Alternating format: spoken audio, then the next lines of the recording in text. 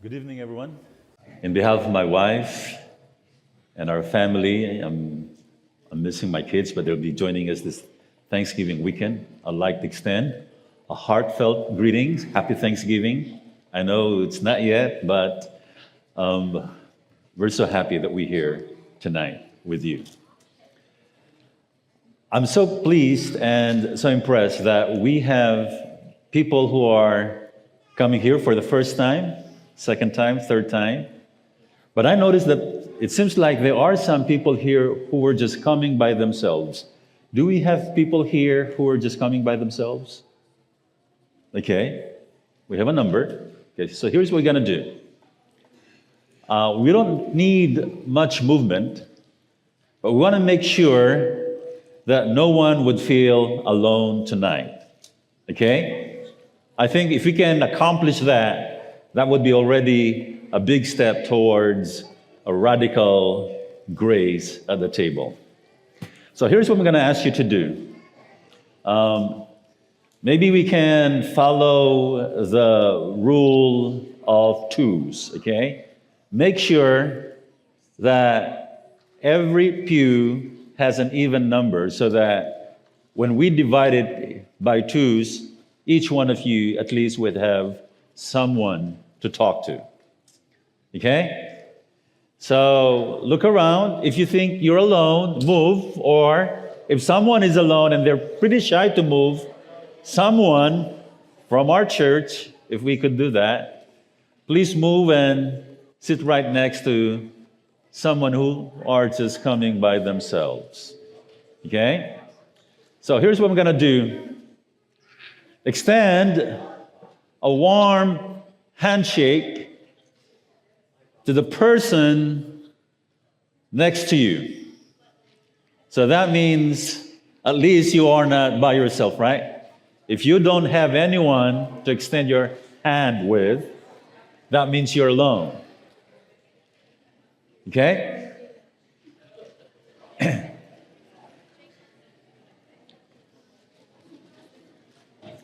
The person that you have extended your hand and felt like, let's try an experience tonight, okay? Look at that person. We will be dividing ourselves into pairs, okay? Look at that person and give that person a smile. There you go. Okay, there you go. Now, let's do this. Ask that individual, ask that person, how's his or her day has been so far. Give you a minute to talk about your day.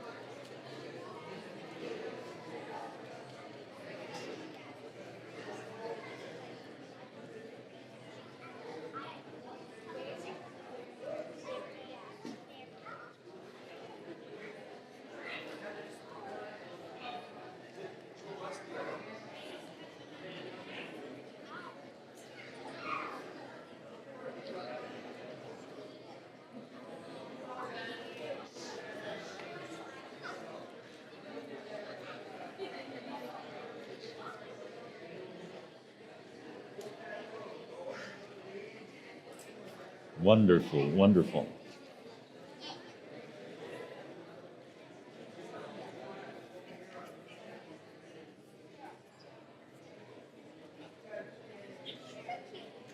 It's great to see you connecting. It's great to see you talking with one another.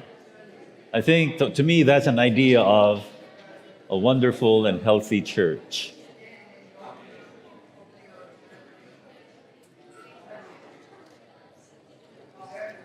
Great. So here's what's going to happen tonight. as far as as far as this portion is concerned, okay? We will revisit the barriers that Jesus have encountered when he came to this earth. Because the idea is understand and learn from the radical grace that broke the barriers that human built. So we will talk a little bit about the barriers that Jesus had encountered when he was here on earth. And then I'm going to use Bible characters that would give us an idea or a model on how to break the barriers ourselves. In between, stick with your pairs. In between, we'll have a discussion question based on what's being shared to us tonight, okay? The barriers to grace that Christ have encountered when he came to this earth are number one, the performance-based religion. Performance-based religion. You know, when the rich young ruler approached Jesus and he said, "Hey, I've been looking for you. I've been wondering, what should I do to inherit the kingdom of heaven?" This young man was not actually asking what, but he's asking Jesus to affirm the things that he has been doing so far. But Jesus engaged and said, "Okay, what has been said in the commandments?" And he got so excited as a young man that from a very child, you know, when you see these beautiful children here, that from the very beginning, this rich young ruler has been keeping the commandments, that he got so excited to say, "You know what, Jesus? 1, 2, 3, 4, 5, 6, 7, 8, 9, 10th commandment. As a child, I've been keeping these." Now it's Jesus' turn to ask, challenging a performance-based religion. And this time, this performance-based religion is now ready to be tested. He said, "Okay, good. Now I'm going to invite you to follow me. But before you follow me, go ahead and sell everything you have. Go ahead, and once you got the proceeds, you help the poor. Give everything you have away, and then you follow me." This is more than performance. This is about letting go. Number one, letting go of his riches. Number two, letting go of his status.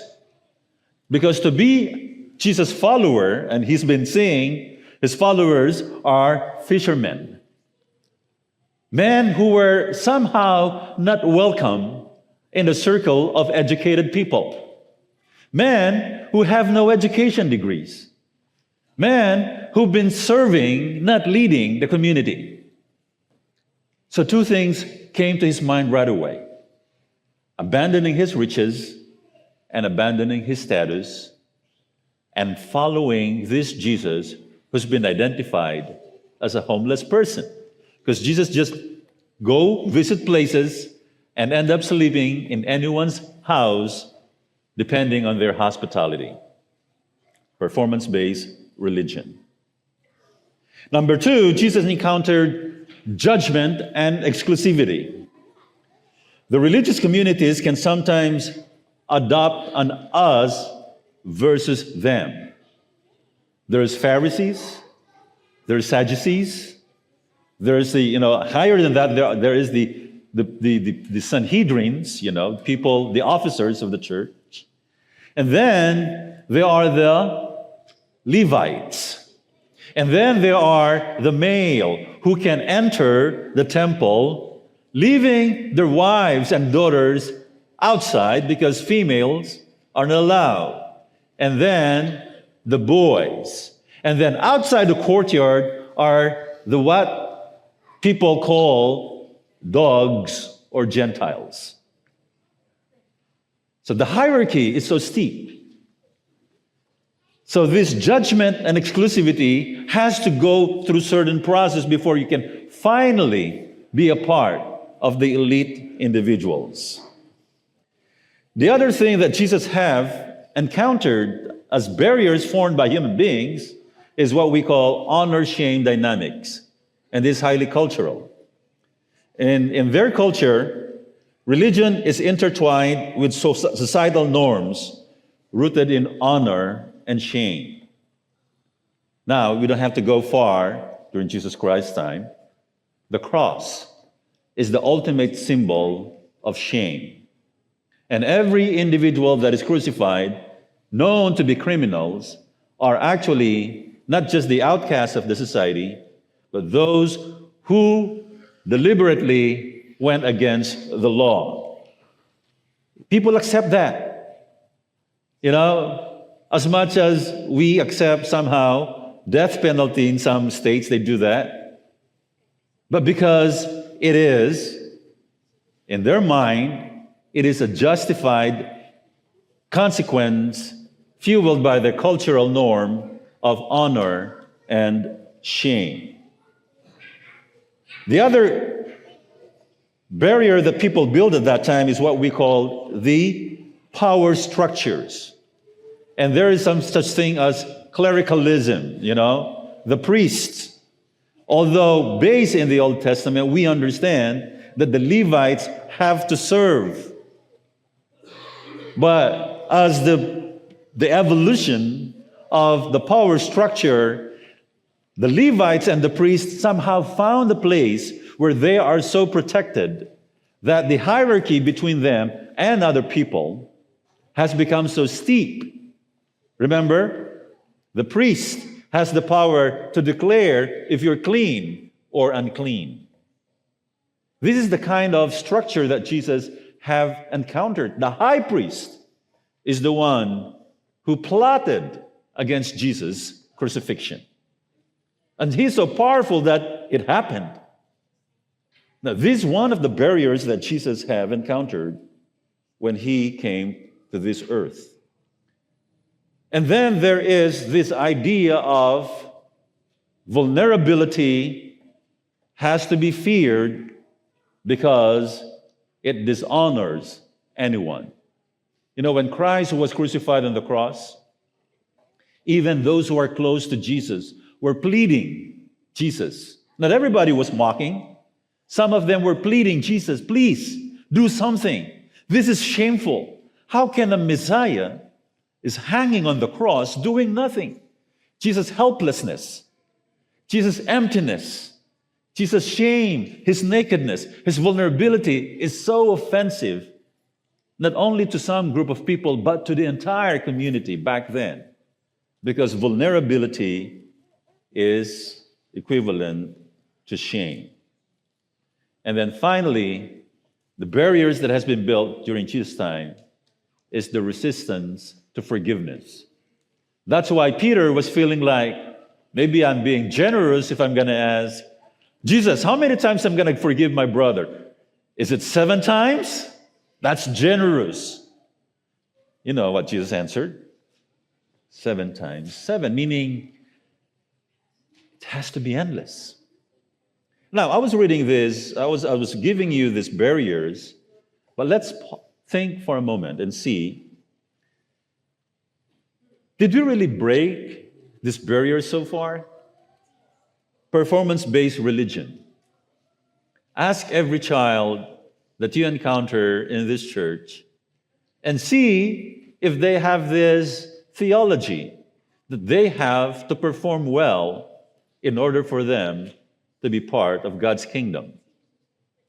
I was raised in a community like that, and I would be elated and excited if I see a child saying, that's absurd.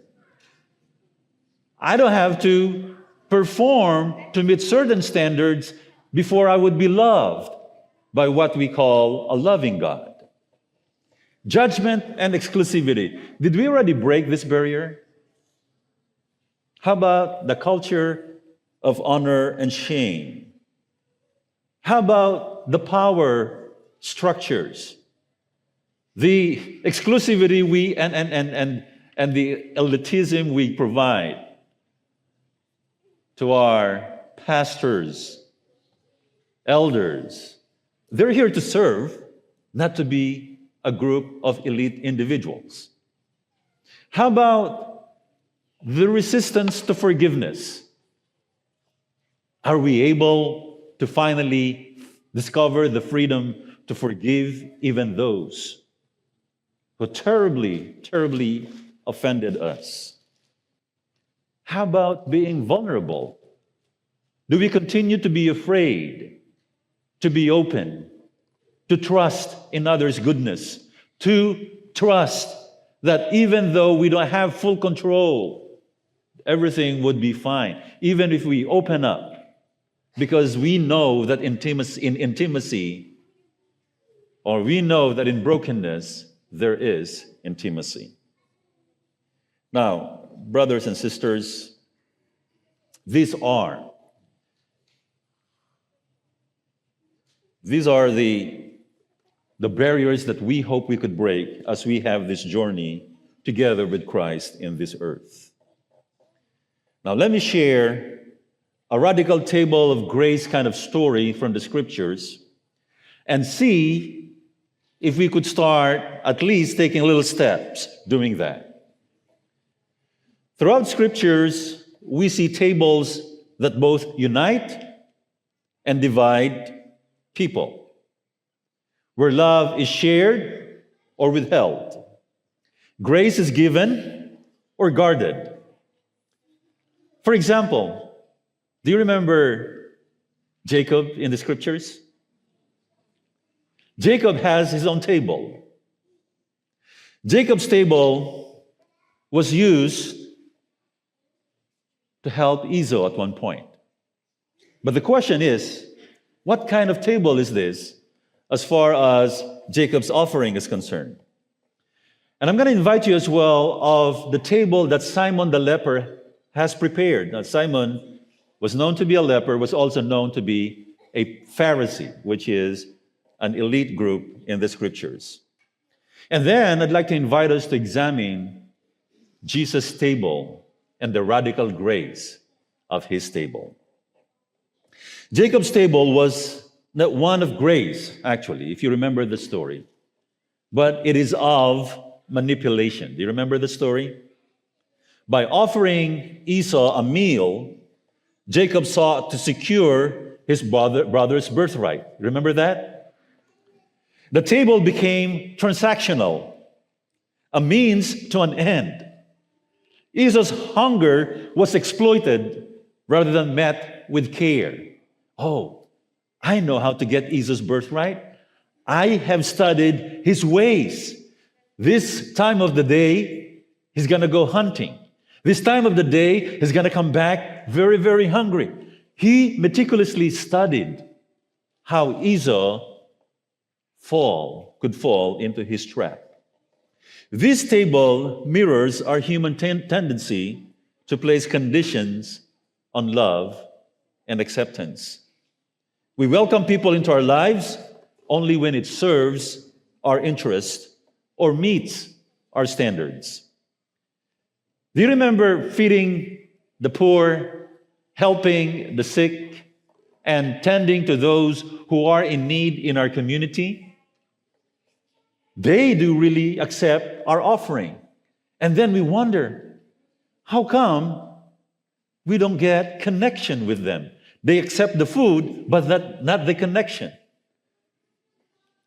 You know why, my brothers? Because our neighbors here are very smart. They know if we help with an agenda. The gift is great, don't get me wrong. The compassionate heart is beautiful. But you know what corrupts the compassionate heart? It is our agenda. And sometimes you feel like the agenda is great. We want them to be part of this church. But from their end, it's not that great. If you help with an agenda, the help, regardless of its purity and beauty, could be contaminated with the agenda, and the recipient would feel would definitely feel the agenda. I'm going to encourage this church to keep on doing whatever you're doing as far as your gift is concerned, but remove the agenda and see what happens. In Jacob's story, we have to ask this very challenging question. Do we use our tables to bless others, or do we allow selfish motive to corrupt the fellowship we offer? When Esau was enjoying the culinary gift of Jacob, he was so relieved after being so tired in hunting. Now he's given something that would nourish his soul, at least at that moment. That was he thought. But after eating and maybe finally, filling the tummy, he realized what just happened. Hold on a second, there was a transaction in this meal. I received the offer provided that I give up my birthright. Brothers and sisters, the church is known to be a helping church. But during Christ's time, it is a very radical concept. The church, in his mind, when he was having these followers, it's true that he fed 5,000 men, excluding women and children. It's true. But brothers and sisters, it is because of compassion, not to get followers. Do you know in John 6, those people that he fed crossed the Sea of Tiberias to follow Jesus. But when they finally found Jesus, he said, Jesus, do the magic again. Feed us again. Feed us again. And you know what Jesus did? He said, I can only feed you the body of Christ. And in their mind, they were so mind-blowing kind of experience when they couldn't understand this. Feeding them the body of Christ? What is that? Are we going to eat you? We don't like that. We want the food you gave us. And you know what Jesus said? I'm sorry, I can't help you. And each one of them left Jesus to a point where even his disciples were wondering if they're going to leave. And Jesus asked them, are you two going to leave me?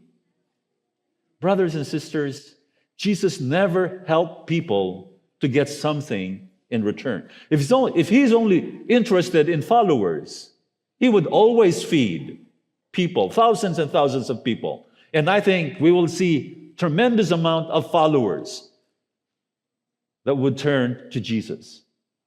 But Jesus only helped with purity, with compassion, to get nothing in return. There's another table that I'd like to highlight tonight, Simon the leper's table, a table of judgment. Simon the leper also set a table hosting Jesus in his home.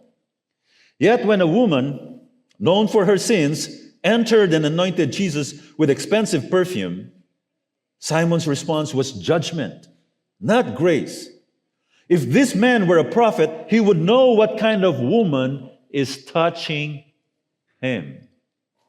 Do you know that Simon just recovered from a very tremendous, terrific illness called leprosy? When you have this illness in their society, you cannot even show yourself, much more touch someone.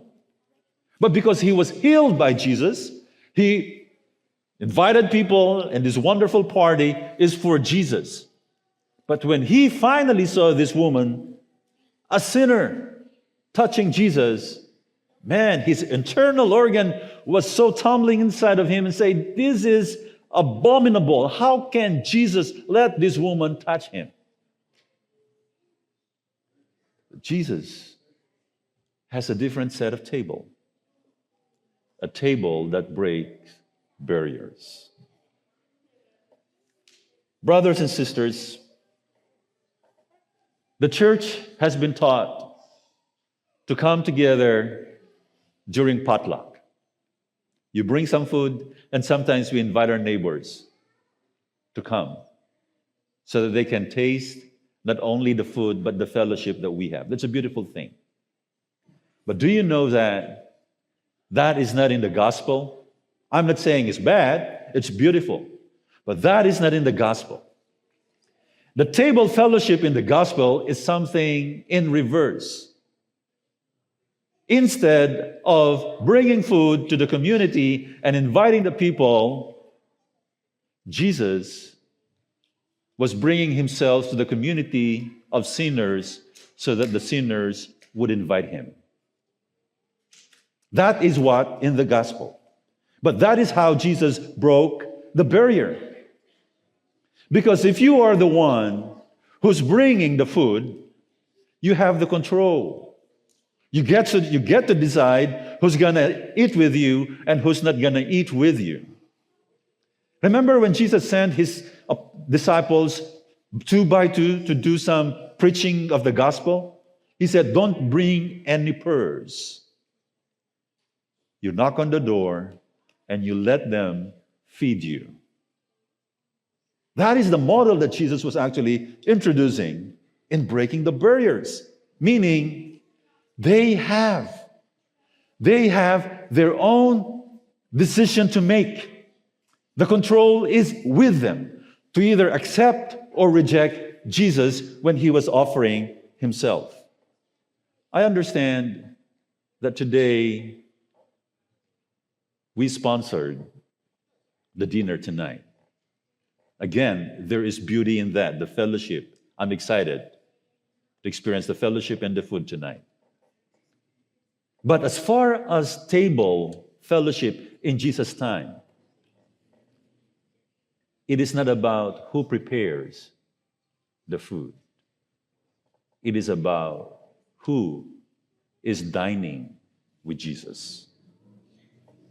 Tonight, I want you to let go of the control for a moment and invite you to look at your partner again and have this discussion question that we're going to project here on the screen here. If we have that. The question tonight is this: who in my life I have excluded, either intentionally or unintentionally, from my table? And how can I extend grace and invite them in? Do we have that on the screen? Do we have that? No. Okay, so no, we don't have that on the screen. Okay, I thought we have that on the screen. Okay, listen to this question. Okay, look at your partners, but listen to this question. Who in my life have I excluded? Think of the people that you have excluded. People you have excluded either intentionally or unintentionally. Sometimes you're not aware. Okay? And just recall some moments. Have you gone to a potluck fellowship and then all of a sudden saw someone and said, you decided, we better go home. We're just going to have, our dinner at home. There might be someone in your life who represents a woman that has been identified by Simon as sinner. That makes your tummy tumble and your morals shaken whenever you see someone who represents Jesus and someone who is in your mind getting contaminated by this unacceptable individual. And sometimes this could be our loved ones. Sometimes this could be our brother or sister inside a church or our neighbor.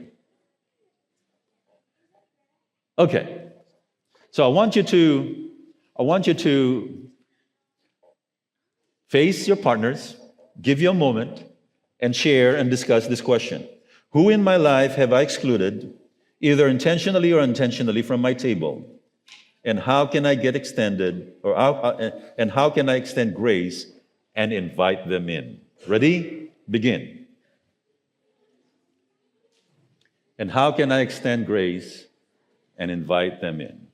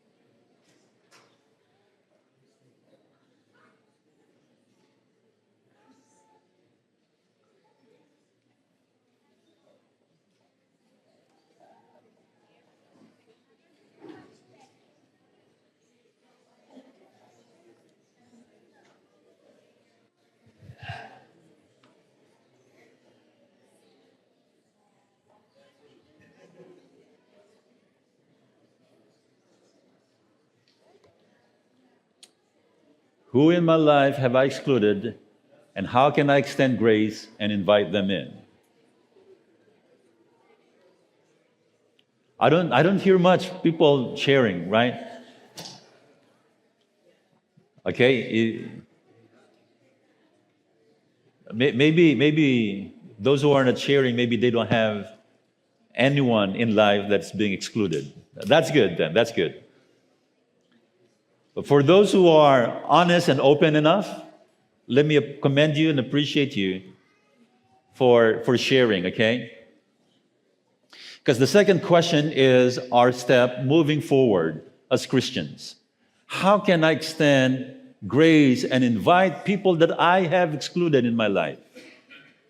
How? Help me understand. And if it's a struggle, it's okay. If your answer is, I don't know. All I know is that I can stand the sight of this person. Okay? I just want to highlight. God understands your struggle.